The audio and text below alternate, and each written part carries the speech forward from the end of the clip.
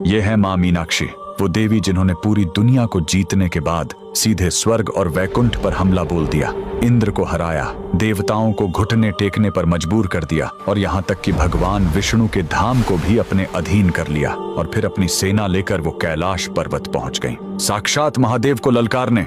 लेकिन जैसे ही उन्होंने भगवान शिव पर अपनी तलवार उठाई, एक चमत्कार हुआ और उनके शरीर का तीसरा स्तन गायब हो गया।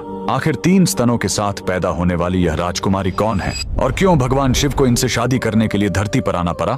कहानी शुरू होती है दक्षिण भारत के पांड्य साम्राज्य से। राजा मलयध्वज के कोई संतान नहीं थी। दरअसल राजा की पत्नी रानी कांचनमाला ने पिछले जन्म में माता पार्वती की घोर तपस्या की थी और उन्हें बेटी के रूप में पाने का वचन लिया था। भक्त का वचन निभाने के लिए स्वयं माता पार्वती ने कैलाश छोड़ दिया। राजा ने एक विशाल यज्ञ किया और उसी पवित्र अग्नि से 3 साल की कन्या प्रकट हुई। वह देवी की तरह सुंदर थी, लेकिन उसे देखकर राजा रानी के होश उड़ गए, क्योंकि उस कन्या के शरीर पर 3 स्तन थे। राजा इसे अनर्थ मानने ही वाले थे, तभी आकाशवाणी हुई, हे राजन, डरो मत, ये साधारण बालिका नहीं है, ये साक्षात शक्ति है। इसे एक योद्धा की तरह पालो।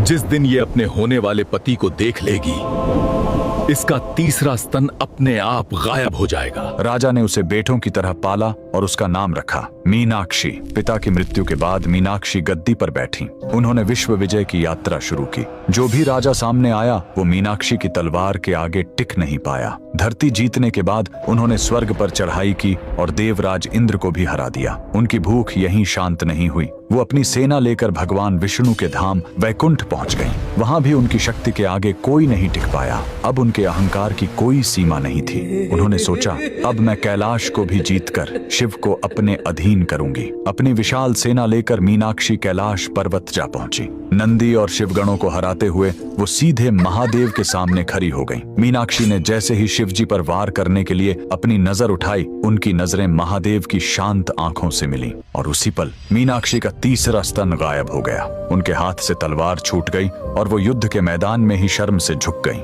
भविष्यवाणी सच हो चुकी थी। वो समझ गईं कि यह साधारण योगी नहीं बल्कि उनके स्वामी हैं। महादेव ने मुस्कुराते हुए कहा, देवी, तुम्हारा जन्म ही मुझसे मिलन के लिए हुआ है। मैं जल्द ही मधुरै आऊंगा। इसके बाद धरती का सबसे भव्य विवाह हुआ। भगवान शिव सुंदरेश्वर बनकर मधुरै आए। स्वयं भगवान विष्णु जो मीनाक्षी के भाई बनकर कन्यादान किया। आज भी मधुरै का मीनाक्षी अम्मन मंदिर उसी शक्ति का प्रतीक है। वहां आज भी पहले रानी मीनाक्षी की पूजा होती है और बाद में भगवान शिव की। नारी शक्ति के इस अद्भुत रूप के लिए कमेंट में लिखें, जय मां मीनाक्षी।